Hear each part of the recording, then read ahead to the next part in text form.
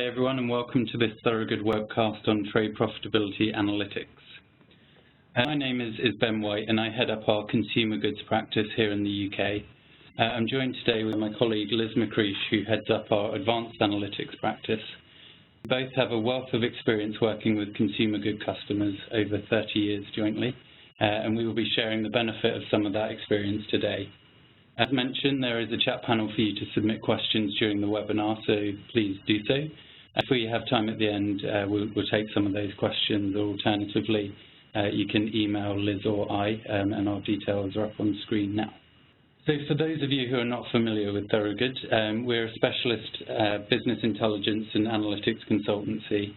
We have a vast amount of experience in delivering solutions, right from helping to shape the initial scope and requirements, through delivery and into support, as well as offering strategy services and large-scale user adoption and empowerment programs.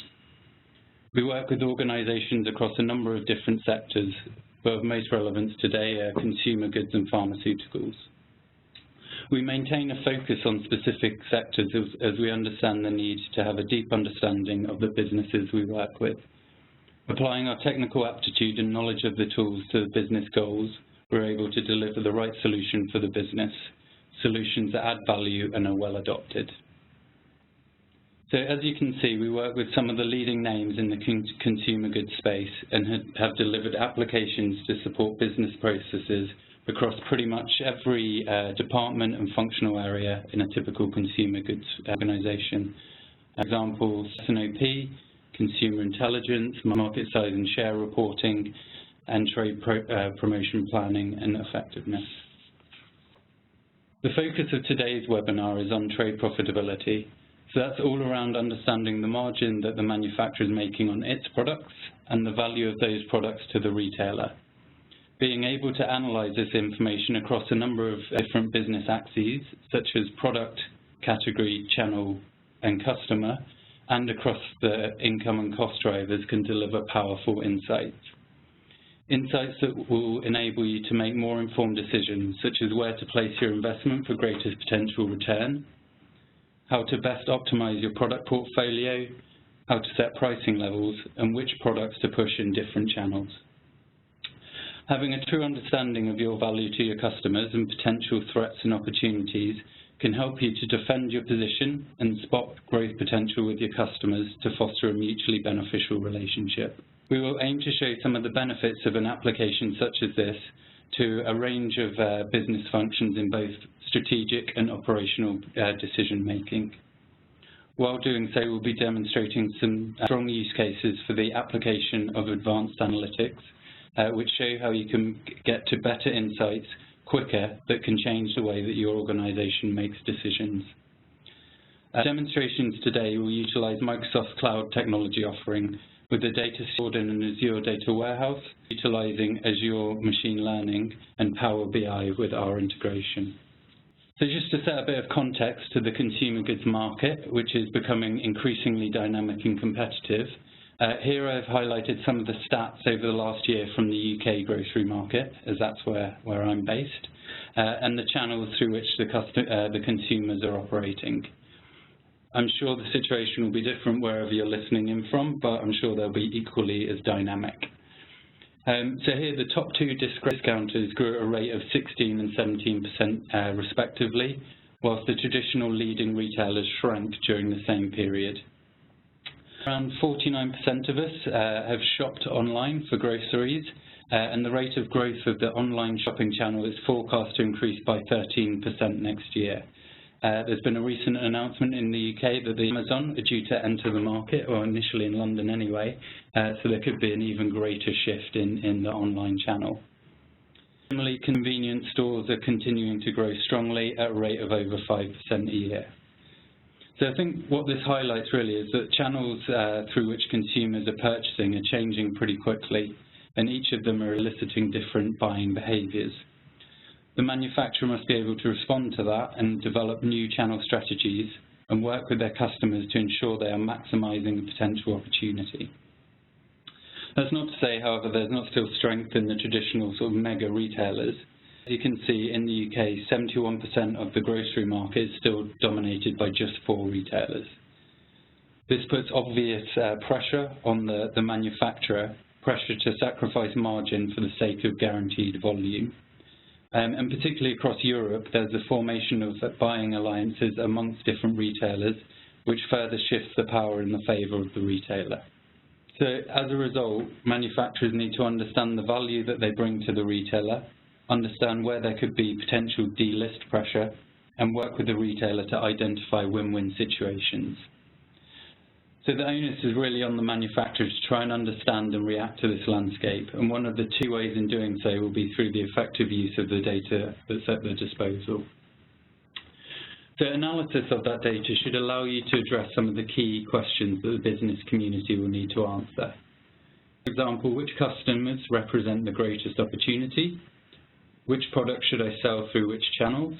And what impact are the promotional activities I'm carrying out having on my sales? By integrating internal data such as ERP and CRM with external sources like EPOS and Nielsen, we're able to produce a joined-up view of the margin made throughout the route to market. This can enable some real actionable insight. So before moving on to a demonstration of these kinds of analytics that can be achieved, I just wanted to spend a bit of time talking about the data that supports it and some of the considerations that need to be made. We spend quite an amount of time working with our customers on this specific topic, so I think it's worthy of some thought. So this diagram here displays a typical setup in order to support trade profitability, analytics, and some of the common questions. So there is a need to combine data from a number of different sources, as mentioned, both internal and external. The internal ERP data will typically contain sales to customers, cost of goods sold, discounts, rebates, and trade and consumer A&P cost information. The CRM solution would contain customer details and commonly retail order information. The external sources, or those of interest today, provide sales out data of volume and value, and often RRP and distribution as well. All of this data will need to be mapped to corporate master data to align the different data sets. So once this data has been aligned, we can start to analyze it together. As mentioned, there are a number of different considerations, especially when dealing with external data and combining data from different external providers. One of the key challenges working with external data is that you're not in control of it and need to set up the system to cope with the numerous potential challenges. Some of these are things like the granularity of data. So data may come in at different levels of granularity in terms of product, customer, and time. So you need to decide how to handle it. Do you want to allocate all of the data down to the lowest level or only view it at the aggregate level? Data may arrive on different schedules. For example, one provider may provide data 4 weekly and another monthly. Therefore, you're likely to have misaligned data at certain periods. How do you report 4 weekly data against calendar months where there is insufficient data to complete the month? For example, if you've got 4 weekly data up to 28th of January, do you wait another 4 weeks to be able to view complete January sales? Do you extrapolate out the missing periods, or do you simply report an incomplete picture? In addition, they provide the data on different time bases. For example, you may get monthly data and data aligned to a 4-4-5 calendar. Do you simply allocate data down to day and back up again? Or do you use sophisticated weighted logic to account for things like seasonality or weekend sales? Data quality is always an ever-present challenge that needs to be handled. You need to be able to anticipate the issues and build in the appropriate checks to make sure you're loading accurate information. The definition of measures and the calculations may vary across different sources. So a pretty basic example of this is the unit of measure that provide their metrics in. A more complex example may be where there are different methods that providers are using to calculate things like numeric and weighted distribution. So you need to be careful that you're comparing like for like. Another challenge with external data is the potential for restatement, which can often cause percentage point market share variations.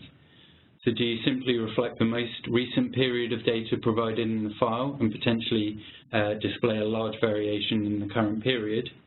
or restate the history in your system and impact previously reported figures. So further considerations need to be made when aligning internal and external data. So often the external data will not be provided on the same coding as your internal hierarchies, so will need to be mapped together. Master data management solutions, of course, can be adopted to help manage this. One of the biggest considerations is whether to allocate both sets of data to a common granularity to enable detailed as well as aggregated reporting, and if so, on what basis do you allocate? There needs to be some consideration for the level of allocation to perform on your internal data. For example, what level of your P&L are you going down to? Do you allocate all of your indirect costs down to SKU level to get true SKU level reporting, or do you stop at sort of brand contribution? Similarly, how to allocate retailer data to channels if they are operating across multiple channels. Typically, your internal data will be volume sold to a retailer, but not split between the different channels. There are further considerations around how to handle the inherent delay between sales to a customer and sales out to the consumer, and the potential for bulk buying and stock loading, and how you handle history, for example, if there is a rationalization of retailers or if the retailers enter new business sectors.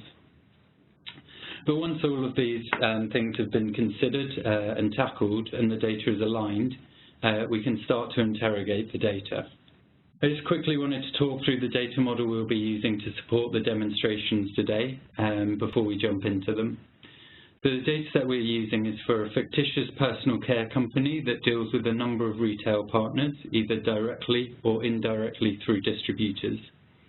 We have sell-in data to our customers and a number of other associated direct costs, which are held by SKU, customer, and month. The indirect costs are allocated to the lowest level using different drivers. For example, logistics is allocated based on volume, and the brand investment is allocated based on sales value. Data is allocated to the customer on the basis of the assumed proportion of business done in each channel by the individual customer. That allows us to get right down to SKU, customer, and channel profitability.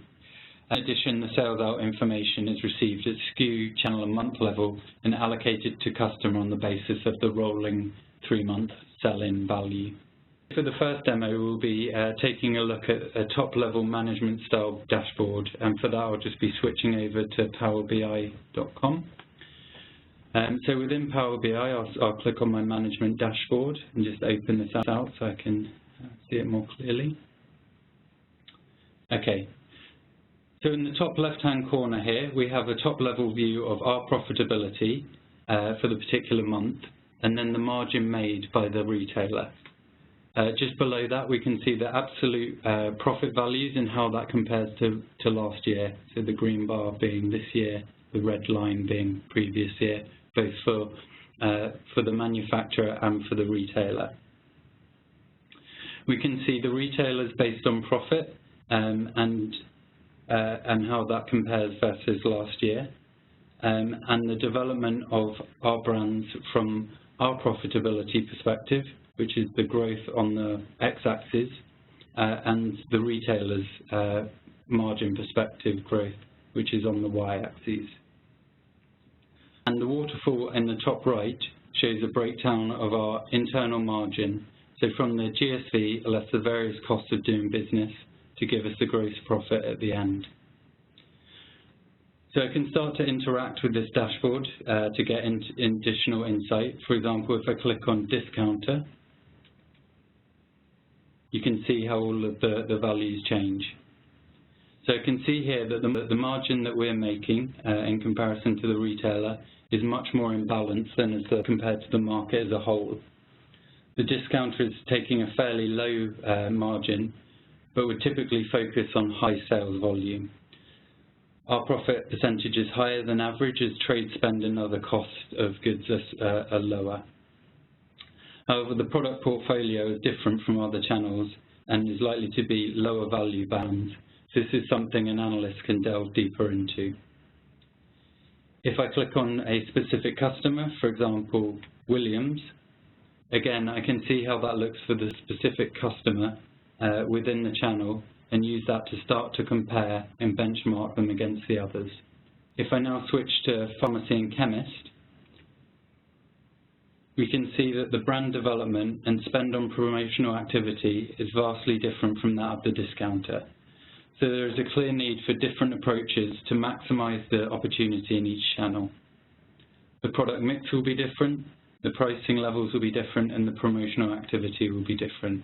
We can start to use some of this information, therefore, in the formulation of the channel strategy. I'll now hand over to Liz to delve deeper into the information and look at the kinds of analysis that can be performed from different perspectives, starting with a look on the effectiveness of trade spend. Hi everyone. So what I'm going to be showing you today is how we can use advanced statistical techniques to gain even more insight from your data. I know that in many companies, kind of one-off analyses take place where questions are asked of the data scientists and analysts, such as, how is my trade spend influencing my growth? Traditionally, the data analysts would then go away, work their magic, and come back with the answer. If you wanted to ask a slightly different question, such as how is my trade spend influencing my growth within the convenience channel, they'd go away again, run a slightly different modified set of queries, and return with a result. This can be time-consuming, but it also interrupts the train of thought as you're looking at your data and doing some analysis.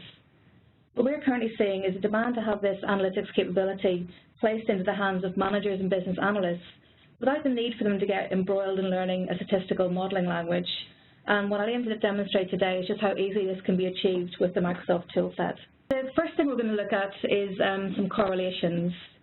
For those who aren't familiar, this correlation plot indicates the strength of relationship between the variables. The dark blue diagonal across the centre is perfectly correlated because it's comparing the variable to itself, so it's a perfect match.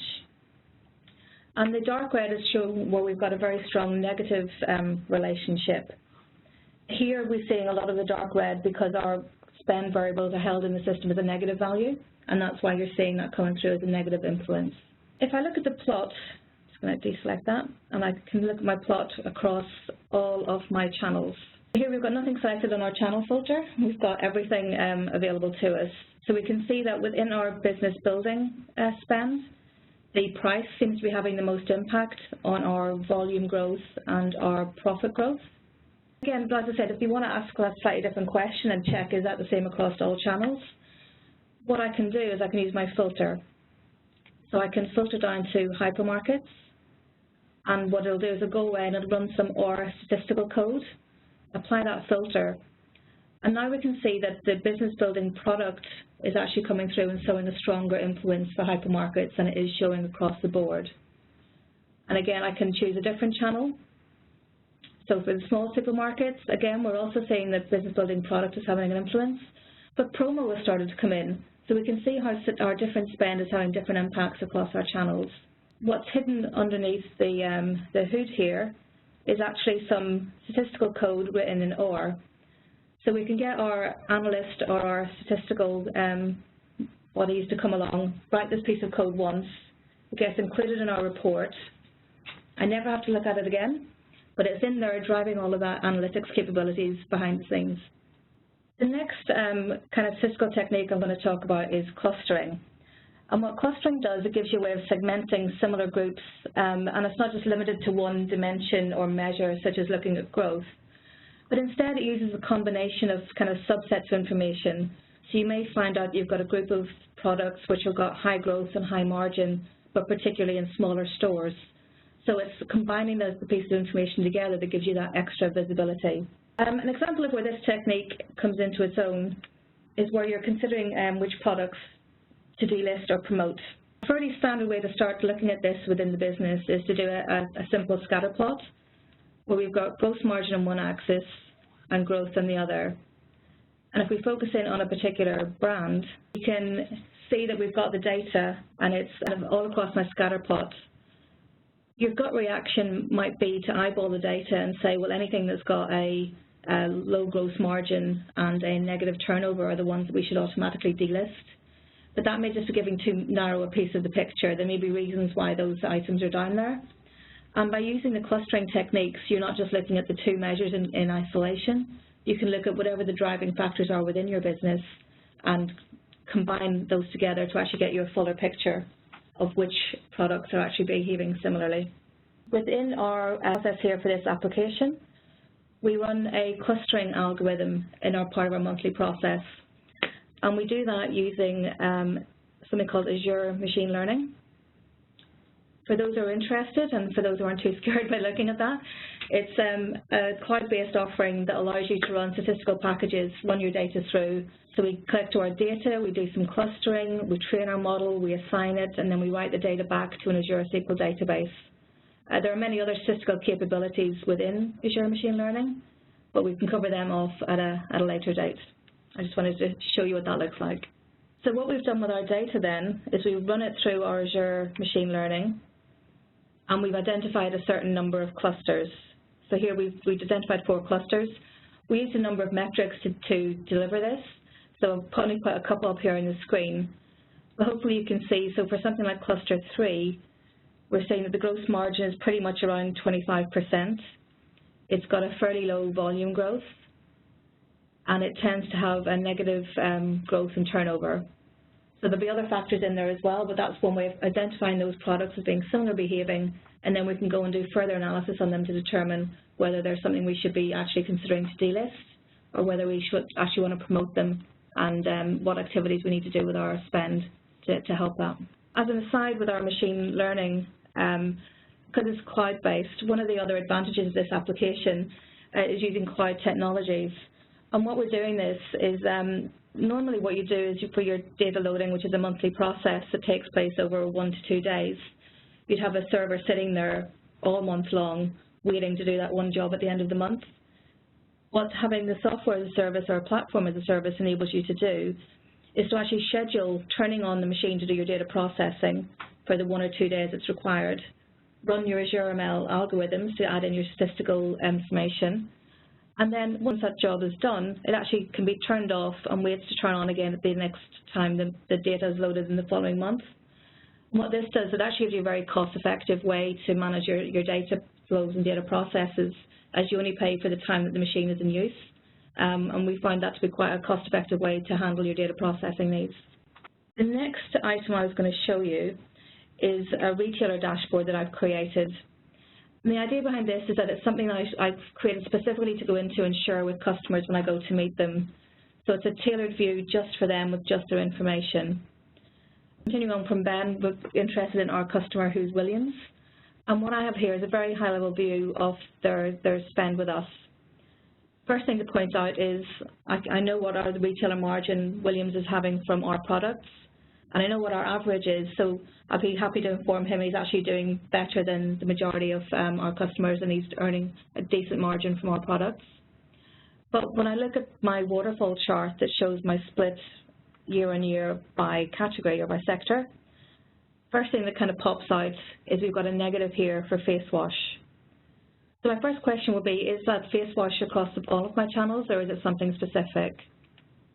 If I filter to face wash, I can see that in my channels, the year-on-year split is pretty much the same. It's down across the board. But there's one particular brand within face wash that has decreased significantly. So before I met with my customer, I wanted to do some analysis around where we could get some win-win situations with Williams. And what I used was a technique called collaborative filtering. And this is used quite a lot in recommender systems. So what we have here, the blue bars are what the current sales are for Williams. And the yellow bars are where we've statistically computed where we think there's an opportunity for them. So based on the behavior of other customers who are similar to them, where we think that Williams could be selling more for those particular products and what the margin could be for them. So I'm just going to sort by opportunity so I can see where my biggest opportunities are. And at the top we can see quite a lot of products that they're actually not selling very much of, but we think are prime opportunities for them to be selling. We can see that overall the retailer margin is 17.4. So I want to focus in on the face wash where we know they've seen a decline over time.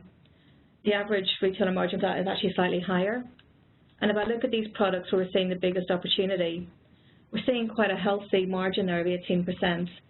So if we can work with Williams to work out how we can get them to sell more of these products, not just will it increase their sales, but it will also increase the margin, which is a great position to be in. The last piece of analysis I've done prior to my meeting is wanting to look to the future, so to look at some forecasting and see what the overall underlying trends seem to be with our sellout data. So this is the data that Williams are getting from the consumers. What we're running here again is a whole bunch of forecasts, so a time series forecast that we're running in R. And what it does is it looks at the historical data and takes into consideration the underlying trend as well as any seasonality and patterns within the data. So the dark blue line is our prediction, and we've got some confidence intervals as well of what the worst and best case scenarios would be. And again, I can focus in on specific brands and see what the forecast looks like at a brand level, or I can look at it by a particular sector.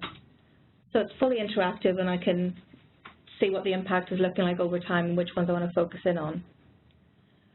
One of the newest features of Power BI is the ability to actually share these reports with the users, even if they don't have the software. So I'm just going to go, at the minute I'm in the desktop tool because I'm using a lot of the OR integration features, which aren't available on the powerbi.com as of yet.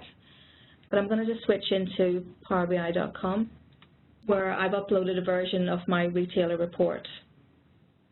And what I can do is I can publish this to the web, and what it does is it creates a unique link with a key that I can then email to my contact at Williams after my meeting. And what they can then do is look at that report that I've created for them. It just has their data, so they can't see anyone else's information, but it is still fully interactive. So I can filter down to my face wash and see the impact. I've got the other pages of my report as well. So he can go back to his desk, look at his opportunities, work with his staff to understand where they can actually go and take some action to see these opportunities and actually realise them. I think that's a great feature, being able to have your data, do your analysis, and then share that with the customer for them to look at it interactively after your meeting. So that was all I was going to share with you this afternoon, so I'll hand you back to Ben. Thank you very much, Liz. So just to recap what we have covered today. So we started with a top-level view of our value to our customers, with a view of the profits gained by each of our top customers, the performance of our brands, both from an internal and a customer perspective, and a breakdown of the different cost drivers and contribution to our profit. We then drilled into trade promotion spend and demonstrated the use of advanced analytics to understand how effective that spend has been in driving volume and value growth. We then took a look at the performance of our products from a brand manager's perspective, using clustering to identify which products are performing well and which aren't delivering value. We can then use this information to make decisions about potential delistings. That would then need to be communicated through the account channels so we can reconcile with the account manager's view, looking at the potential challenges to proposed delistings and other threats to our product portfolio within that customer. We can use this information to work with the customer to identify appropriate substitutions for those products. We use some collaborative filtering to identify additional opportunities with the customer, so where our products are performing well in similar customers, but not as well in the current customer. There is much more insight that can be driven from the use of applications such as this, and we have covered just a few of those scenarios to give you a flavour. We would love to talk to you about your interests, so please do get in touch with us if you have any questions. If you need any further assistance, we do offer a range of services, as I mentioned at the top of the webinar, ranging from strategy to development through to implementation, training, support, data and analytics services. Again, we'd love to hear from you if you wanted to discuss your particular needs. So that concludes our webinar for today. I'd like to thank you very much for your time and encourage you to get in contact with myself or Liz if you have any questions. Thank you very much.